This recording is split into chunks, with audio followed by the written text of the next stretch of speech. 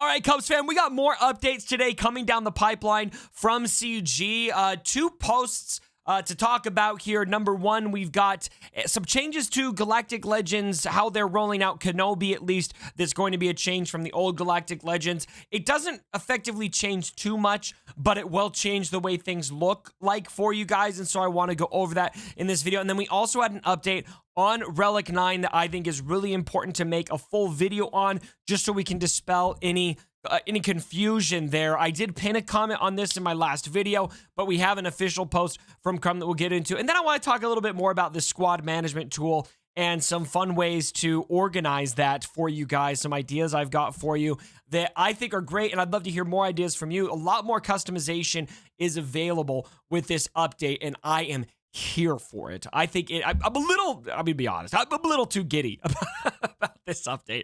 I am so excited for how you can do it. There's some disappointments and some things I think should change, and one thing that it will change with an update here pretty soon, they've already highlighted. But let's not beat around the bush anymore. Let's talk about this right here. So we did see in the update there was a picture of a Jedi Master Kenobi, or sorry, I think it was a GK that had Relic 9 listed.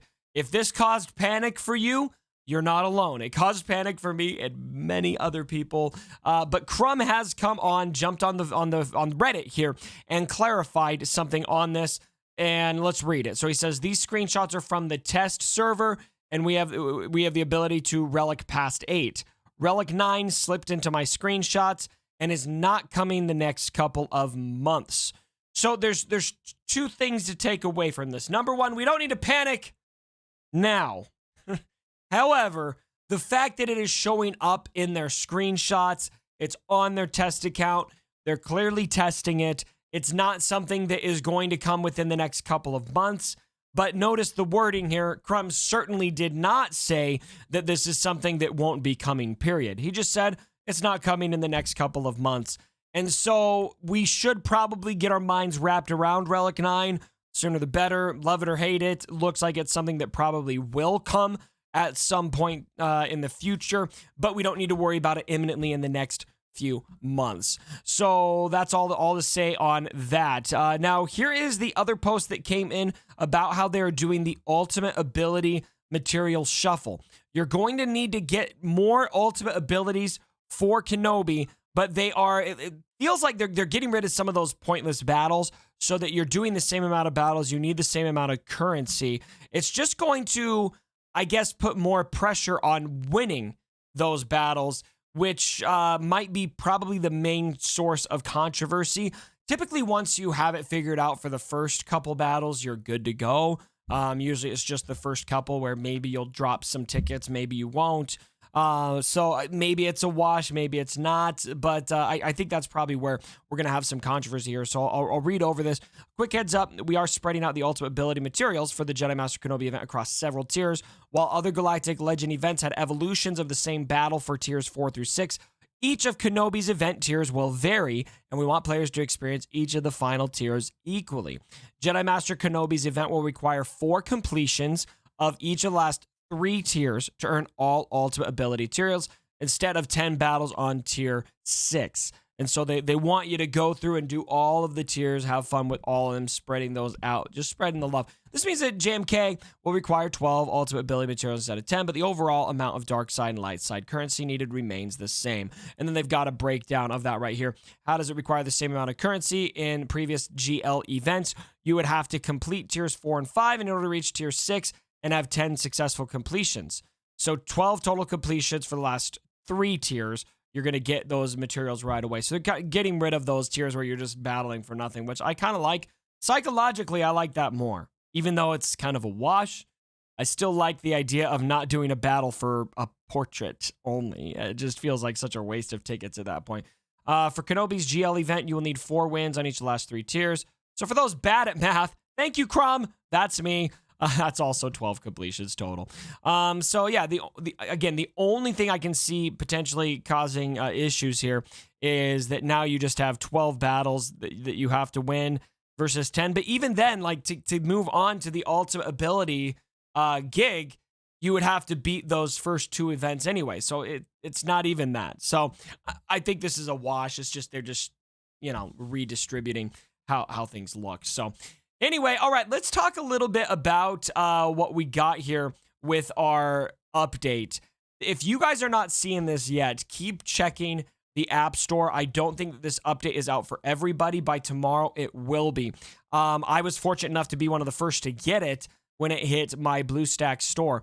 And I think that this is one of the most exciting quality of life updates, and there are some great implications for it. Now, normally on the main character screen, all you could do is toggle between all and favorites. Right now, I might not even use the favorites tab as much anymore because I like to get a little more specific with my organization. And so if you want to view everything, this is the character screen, the favorites screen. But if you would rather just view things from the squad screen, you can do that. And so I've got my normal squads figured out here, my offense, my defense for Grand Arena. I'm going to work on a new 5v5 list. And by the way, I believe these are new sound effects. I'll turn this up so you guys can hear that. Just kind of nice, you know? Here's what I really like. The idea that I had is to prioritize my farming based on what it is specifically that I am farming for those characters. So right now, for example, here is my relic farms. These are characters I need to relic up a little bit. So Clone Sergeant, he's there because I need to get him to relic 5 for Jedi Master Kenobi. Shakti needs to go to relic 7. Yoda needs to go to relic 8. And so I've got those characters there. They're just prioritized for, and technically this is a squad, right? But because you can, now it's basically in the character screen, I can tap on the character very easily and I can farm him, go back, and I'm in the same place. So it's basically like a new way of doing the character screen, which I think is great. When you did it before from the squad screen, it just didn't work as well. It was a little more clunky. You had to press and hold on characters, and I don't think it worked nearly this well. Also, you can name these things, which I think is great. So I've got relic farms here. Here's my gear farms. So these are the characters I need to take up to gear 13. Once I get Qui-Gon Jinn, for example, up to gear 13, I will then bump him into my relic farming category and delete him from this. And then I've got my shard farms. So these are the characters. And look at that. I got Commander Ahsoka in there just for fun. It's for fun because you can do that now, which I think is fantastic.